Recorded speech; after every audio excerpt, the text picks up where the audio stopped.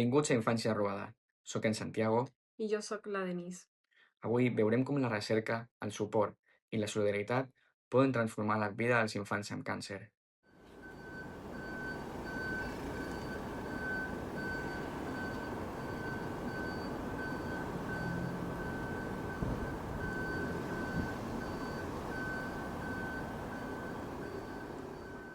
Entrem a un hospital infantil. Al passadís, els dibuixos fets pels nens pengen a les parets. Arcs de Sant Martí, superherois, cors de colors. A primera vista, podria semblar una escola o un espai de joc, però aquí, darrere de cada somriure, hi ha una història de valentia.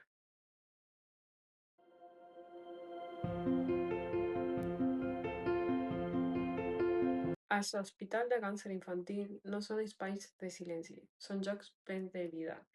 Hi ha aules hospitalàries on els nens estudien entre tractaments. Hi ha psicòlegs que juguen per fer desaparèixer la por. Hi ha voluntaris que pinten somriures allà on abans hi havia llàgrimes. Aquest és un joc on la vida i la fragilitat conviuen cada dia, on el dolor s'amaga darrere d'un glob vermell y la esperanza tiene forma de bata blanca. Muchas explican que el sector no es nomás curar, sino cuidar. Cuidar el cos, pero también el cor. Donar esperança que tot sembla incert. Molts infants passen mesos, anys, aquí dins. Aprenen a mirar el món des d'una finestra d'hospital. Però fins i tot així, hi ha dies plenes de llum, un aniversari celebrat amb globus, una analítica que surt millor, una vista que porta bones notícies.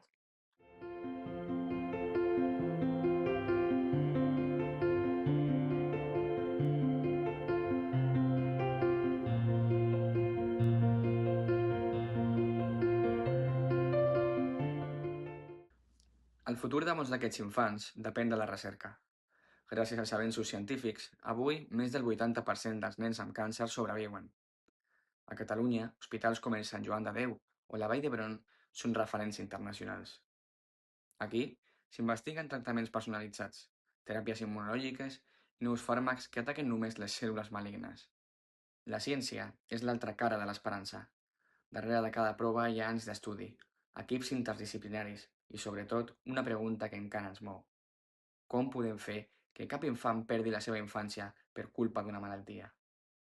Quan camines pel passadissos d'un hospital infantil, escolta l'esperança com un eco constant. És la rialla d'un nen que torna a jugar després de la quimio. És la mirada d'una mare que torna a creure. És la mà d'una infermera que acaricia amb la cura infinita. La esperança no és només un sentiment, és una força que transforma. Cada dia aquí dins hi ha una miracles petites, con una analítica que millora, un cabell que torna a créixer, un nen que surt per la porta amb una somriure nou. Els hospitals de càncer infantil no són joc on la vida s'atura, són joc on la vida aprèn a resistir. La resposta clara, en recerca, en recursos, en compromís. I cada nació a la marató fa possible que la ciència avanci, que la vida guanyi. Avui hem volgut entendre una mica més què significa conviure amb el càncer infantil. Entendre la força dels infants, la lluita de les famílies i el valor immens de la recerca. Entendre que darrere de cada diagnòstic hi ha un futur que encara pot ser ple de vida. Que la ciència, el suport i la solidaritat són el camí per donar esperança. La Marató de TV3 2025 dedica aquest any els seus esforços al càncer i tots podem formar part d'aquest compromís. Si vols ajudar, pots fer la teva donació al número de compte que surt en pantalla. Cada gest compta, cada aportació és esperança. Gràcies per escoltar, per comprendre i per creure que la recerca pot canviar vides.